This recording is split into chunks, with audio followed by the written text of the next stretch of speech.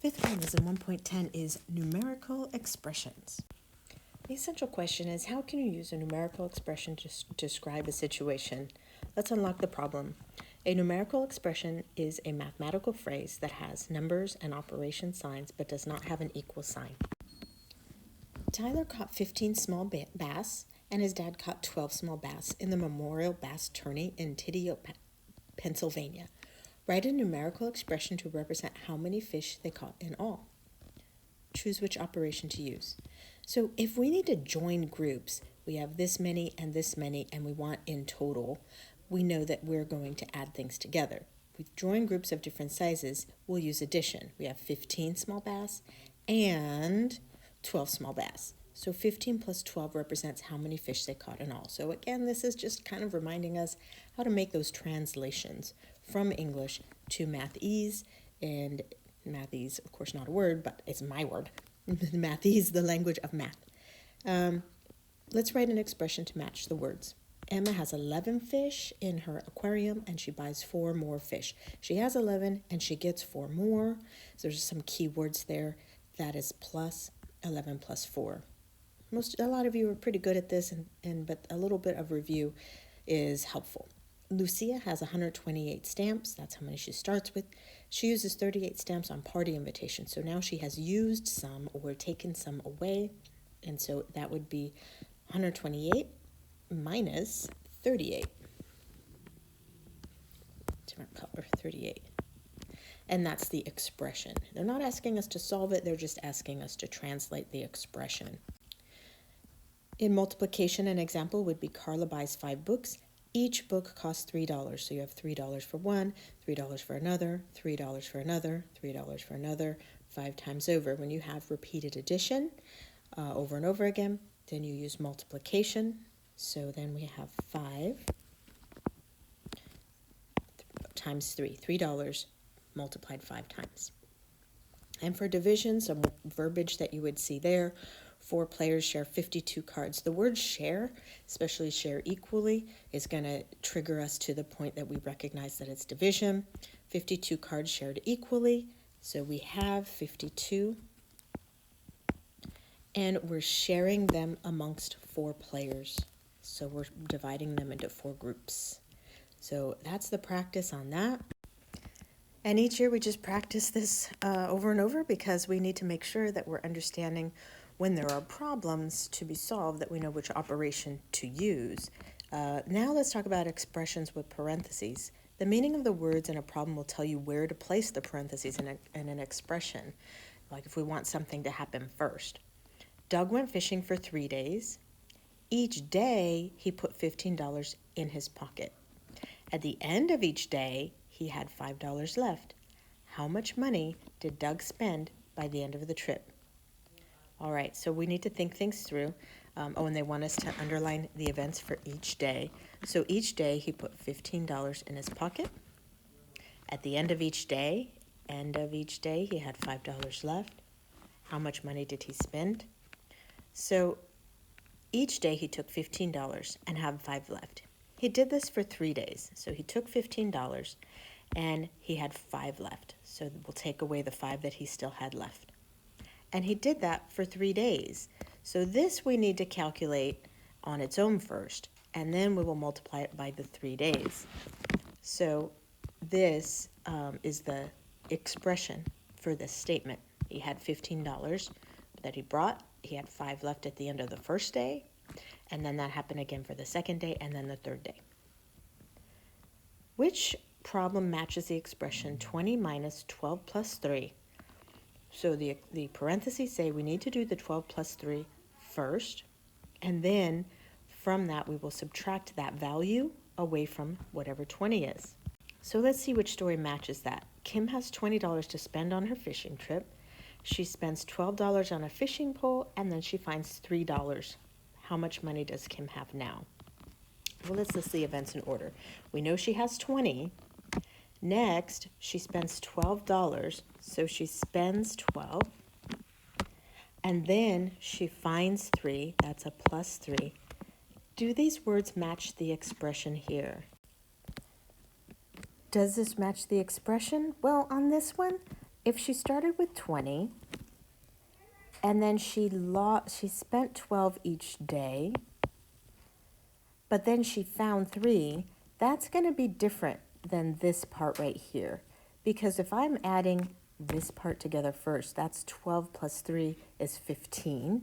So what we're saying here is that she had 20 and she lost $15 every day. But here in this story, she didn't. She lost 12, but then she regained 3 of that. So that's not going to be what happens there. Let's take a look at the other story. So I'm just going to put no here. Kim has $20 to spend on her fishing trip. Okay, that's good so far. And we have a minus, so we're spending. She spends $12 on a fishing pole and $3 on bait. She spent $12 and then $3 more. That's being a total of $15 spent. How much money does Kim have now? So list the events. She has 20. Next, she spent 12. Then she spent 3, making a total of $15 spent. That matches this. We're saying she spent 12, she spent 3, that's a total of 15 spent. That's what this minus was saying, is she's losing all of this. So do these words match the expression? Yes, these do. Little detail to watch out for, but with practice it becomes easy. All right, let's circle the expression that matches the words. Terry had 18 worms. Okay. She gave 4 worms to Susie and 3 worms to Jamie. So she's got 4 that she gave away. I'm going to use a -4 for giving away. And then 3 more that she gave away. And she started with 18.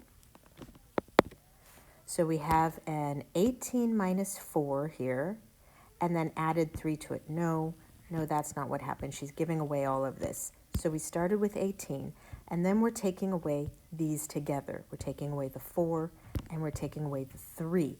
So 4 plus 3 together is how much total we're taking away. We're taking away 7. So this would be 7, and would end up with 18 minus 7, and that makes sense for this story. She had 18, she gave away 4, she gave away another 3. That's a total of 7 being given away. Okay, let's look at the next one. Rick had $8. I'm going to use my pluses and minuses again. That's what helps me. Had $8. Then he then worked for 4 hours for $5 each hour. Okay, so 4 hours, $5 for every hour. That's a multiply scenario. And he's gaining that money, right? He's earning the money. So whatever's going on between this 8 and this is going to be even more money. So I've got some plus going on. So how much is he adding? We have 4 times 5, which is going to give us how much he earned, and we're going to add it to the 8. That makes sense. I have $8, and then I'm going to add the $20 that he earned. Over here, it's saying 8 plus 4 needs to happen first, 9, 10, 11, 12 times 5, but he's not doing his 12. This $8 isn't being added together 5 times. That's what he started with.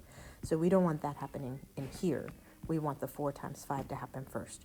So not this one. So on this one, number 2, that's the equation we want, or the expression we want. And on number 1, that's the expression we want.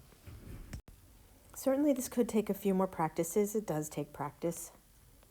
Greg drives 26 miles on Monday and 90 miles on Tuesday. So he's going 26 miles.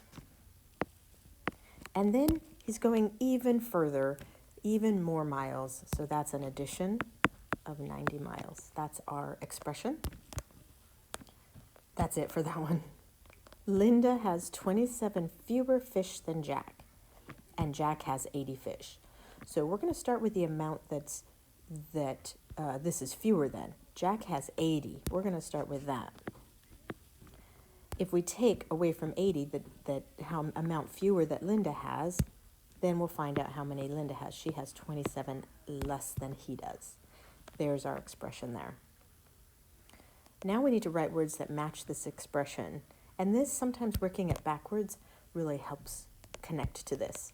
So we have a subtract here. So we're starting with something, and then we're losing some of it. So let's say I have $34. and I spent 17 on pizza. Why is it always pizza with me? I don't know. And finally on this one's a little more complex than this one is, but you can still do it. Let's start with the story part here. We have something and we're losing some of it. Okay? And then we're going to do that 6 times. That's going to happen to us 6 times. So we have an amount that we're losing, and we're doing that repeatedly 6 times. So maybe we can do something like I earned some money and then I lost some money each day, and I did that for 6 days. That would work. So let's say I earned $12 and spent $4 on gas every day. That takes care of the earned and lost $4. That takes care of this part for 6 days. And so if I'm wondering how much money I had by the end of those 6 days, this is the expression I would use. So that's all this lesson is about, is practicing that translation. Don't worry if you're still kind of needing to find your feet on this, and I'm happy to help if you need extra practice with it. But I think once you get into it, you'll be able to do the translations pretty well.